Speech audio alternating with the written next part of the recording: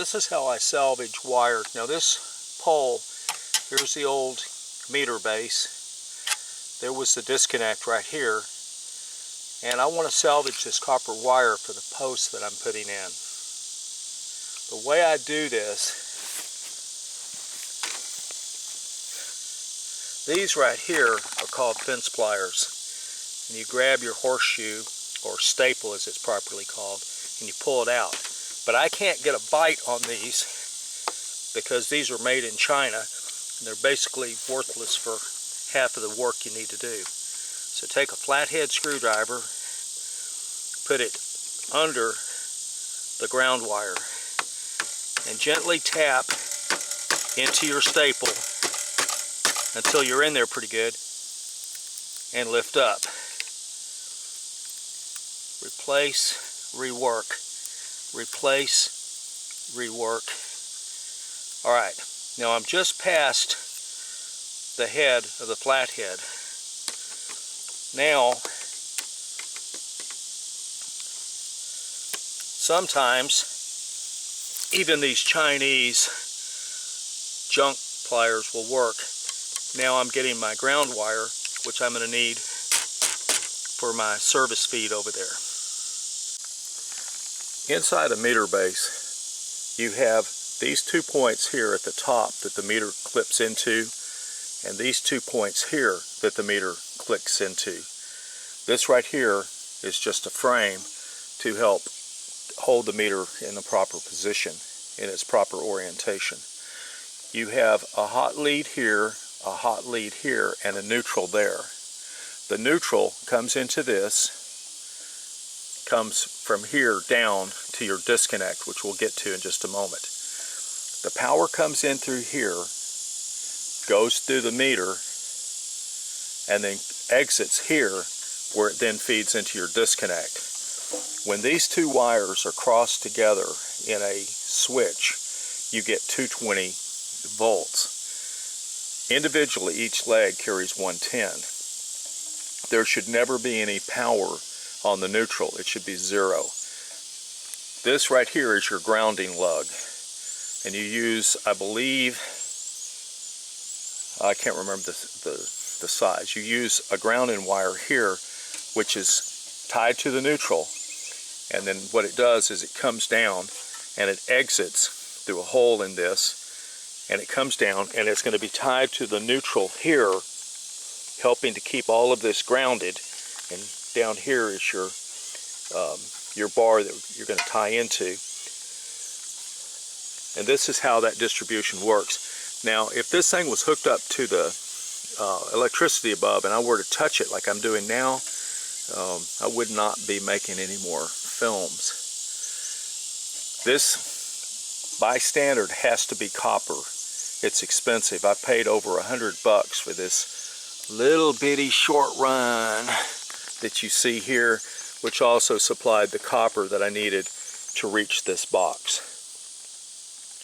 Something that you need to understand is that these fittings here and up here have to be weatherproof. On the bottom, it's less stringent. They can be a fitting like this, which is not waterproof. And this is where my 1 1/4 inch plastic electrical conduit will fit down, and then it will go into the grounding and go away. This is my ground rod. It's 8 feet long. Since my hole was 5 feet, I was able to push it down through the soft mud from where I had repacked this thing down pretty deep. That round red thing is a T-post driver, which I used to drive this down as deep as I could. I'm now going to have to get a sledgehammer. I've got a 4-pound, which I will then continue to beat down into the ground until I get it to depth. And then I'll bring my ground wire from here and from up here coming down. It'll be physically attached to the utility pole, and then I'll come over here and I'll terminate it with a lug on the ground rod. And I will tell you, it's hot. I've only been doing a little bit of this at a time because it is hot. If you look right here You can see my fingers coming up through that, which is fine. Let's get down inside this for a minute and take a look. These two right here, these two wires, I hope you can see them because as bright as it is, I can't see anything on the camera. These two come in, and this gives me my two phases, which come out through these breakers up here. This is my neutral from above. It comes down, and you need to, if you do this yourself, you really need to make sure that this is wired correctly, because if it isn't, you're going to get an arc flash and you're going to probably be burned to death. The power that's inside this is phenomenal. Okay, so I'm in here, and this is going to be my neutral. Got my two leads here. They come out through these two breakers, and they'll feed down and they'll go to use. The neutral comes up here, right there, and ties in and goes back up. And I should do a white paper on what a transformer is while I'm thinking about it. But anyway, back to the story. The power out here, we'll have to push those out of the way a little bit to get in there. Your wire goes in. I really do not like the design of this box. There are no two ways about it. I just don't like it. These are really in the way. These are big hunker wires, and you have to have your other wires come in here and then go down. This is a very poor design. Anyway, you'll have your phase 1 here, your phase 2 here. If you were going to run, say, a washer dryer, you'd have the two phases here that would be running down through your electrical wire to use. So that's how that's set up. In many places you can do this yourself, other places you can't. The pole, if I'd bought it from the electrical company that services this area, would have run me 500 and something. I was given the pole, and I could have bought the pole for about 100. I have 100 in the pole, 100 in the wire, and in the box down here, and all the fittings and hardware up there, I have another 60 bucks. So basically 260 bucks. I could have put this up, which is slightly half of what the electrical company would have chosen to sell me the thing for. The difference if you buy from the electrical company is it's already all hooked up and you just go with it. But I don't like throwing my money away. To save just a very few moments, I've threaded the wire up, and you can, well, you can't see it right at this moment. It's just out of camera frame. But let me show you how I'm hooking this up. First thing I do is I come in here and I loosen this ground. Then I bring my wire up in here. Now this copper is very soft. Takes a pair of pliers because I can't get my fingers in there very well. And I bend it a little bit.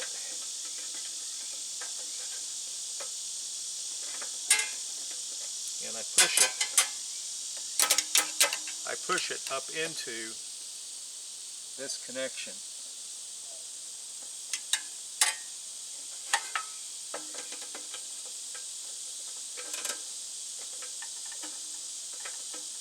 I don't know if you saw it, but it just shifted up.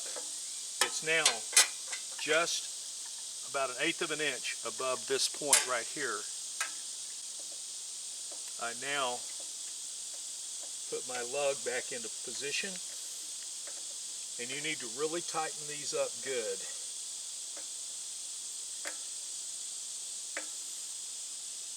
Alright, that's in real tight. Now, with my fingers, I'm going to shove a little bit of this over here so it's onto this neutral. This is where I'm going to put my wire tie, right there. My lead now comes out, and I'm going to have to shift the camera to show you this. Here's my ground wire coming out right here. I take and I bend this up to the pole, if you can see that. Let me use a pair of pliers to get my hands out of the way a little bit. Now what I do is I come right out here and I grab this and I bend it straight down. I'm going to want to put a staple here and I'm going to put a staple there. So that's what I'm going to do next. Okay, I've got my first staple up here, and now I put my second staple in here after I hit my fingers a couple times while I'm starting to drive this thing. I'm going to show you the next step, but we're not going to put any staples in initially because we have to put a couple of things on there. Let me back this off. And let me loosen this. All right, as we go down, we're looking down here at our ground, right? We got to get this copper wire down there, but we still have to attach the ground from here into here. And to do that, we use a different type of lug, which I'll show you. But first, let's get this right down here sized to what we need. What we do is we come down here, keeping this wire nice and straight. Come down here like this, and then we figure we need an inch or two more. I'm cutting this off camera. Maybe not. These pliers aren't big enough. Alright, my ground wire is inside, as you can see. The next thing, now I'm going to bend the wire at the bottom so it's a little bit more manipulative. What I need to do is I need to bend this at a 90-degree angle. Hope you can see what I'm doing, so that it will go inside this lug right here. I loosen the lug. Got to come out quite a ways on this. And now, because this wire is easy to bend using a pair of pliers, get down on my knees so that I can actually see what I'm doing. What I do is I come up here and I bend this a little bit at a time until I have it to where I can now manipulate it into that piece that I'm trying to feed in. We're going to have to go up one. That bottom hole is just too small. For a much smaller ground wire.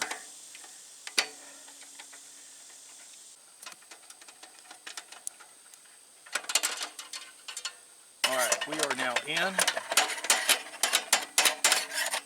We're in good.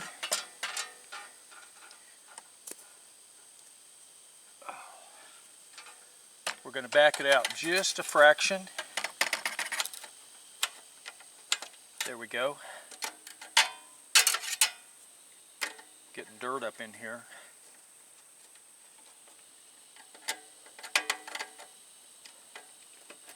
Now we're in. Again, we want to tighten this thing up, not just snug, but you want to turn it till you're worried about stripping it out. Here's my ground wire coming out right here. What I want to do now is bend this back like so. We're going to come over, we're going to grab onto where it latches to this one. We're going to put a 90-degree bend down like so and knock the camera over at the same time. So we have this in place. We want to bring it in here. We want to cut it about 2 inches below. So we put a little bend where we want to cut it. Next thing will be to put a bonding unit similar to what we have at the bottom on. Then we'll tack this to the pole all the way down. We'll hook it to the ground wire. This is called a split bolt. Let me show you what that consists of. you have this piece right here which you can unscrew all the way down and it comes apart. This way you can slide it onto your ground wires and then bring it back together, thread it, and with a little bit of effort you can now put multiple ground wires in here and clamp them all together, and you'll have a good ground system. Again, this is called a copper split bolt, and this is for 16 to number 8 American wire gauge straight, or the grounding cable like you're going to find on a utility pole. So let's go put this on and finish this little project up. Having slid this onto the thing, I now put this back together, and I use a pair of pliers to tighten it up. Now remember, my ground wire is only attached at the top where I put the first 2 in, and this is to bond the 2 ground wires together so that everything is electrically neutral and it has a good ground.